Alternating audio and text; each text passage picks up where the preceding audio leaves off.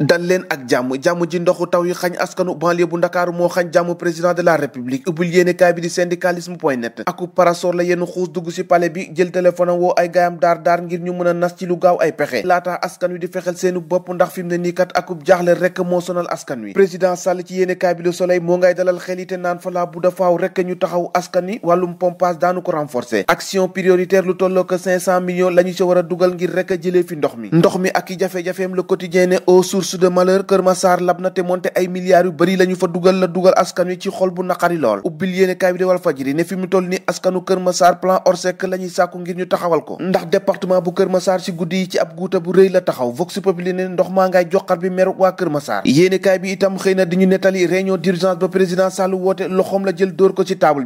bi kay li ci tege mooy boolub njaaxle bu askanu Ndakaaru ak ca Ndar ndoxu taw yi nag ëpp na leen doole Rufisque Kër Massar Diamaguène plan Orsec la ñuy bëgg wala bañ lii quotidien Macky Sall nag askan wi njoof nañu ko enquête yéene kaay ci ndoxu taw yi la xuus nag dem ba ca Kër Massar Sicap Mbao foofee nag ni ki démb tàng jër la def ndax askan waa fi pour taxaw bari yoon wa ne oto du fi dawee ñu dawee foofee nag ne cipp ci langue politique bi yem ci yéene kaay bi di Walf Fadjri mu xëy ne élection locale tir groupé sur Sonko Khalifa ak Karim Wade ndax yéene kaay bi nee na coalition boobee tàmbale naa jur coow la tax kon mu xalaat ne ndax loolee dina dem Les Échos yéene kaay dem jox kàddu Thierno Bocoum nee na coalition boobee da ngeen koo taxawal ngir seenu bopp waaye daanu ko dénoncé ci biir yéene kaay bi Pape Diop ne lépp looy def ngir nit te waxoo ko defoo ko ngir moom Cheikh Tidiane Dièye ne booloo képp moo ñu war waaye du féewaloo gu nar a am moo tax Sud Quotidien ne ndaw ànd bu lewen Mamadou Lamine Massaly si 24 heures yéene kaay ne àndub Sonko Khalifa ak Karim Wade naka ànduk waaba jibi la te loolee nag fa muy mujjee ju du neex li neex le mandat wax nañu ko mooy woppi coronavirus kaa yaa ngay wàññeeku bu baax a baax bu ñëpp di ko seedeel mooy Serigne Mountakha Bassirou Mbacké joxewaat na ab ndigal Direct News moo ko xëy bind ko ñu yeggee leen ko leneen lañu leen war a yeggee mooy Bombardier ak i jaar-jaaram doon fi nappkat footballkat roi des arènes ba muy bërek Jules Balde lépp nag yéenekaay bi di suñu làmb dem na géesu ko ñu géesu rek yem ci jéye ji ca Linguère la xewee nag ñaari sàmm ñoo fa rendi facette Biram Sow ci kanamu soxnaam ak i doomam ñoo ko déggandoo jàngeen jëf ba ëllëg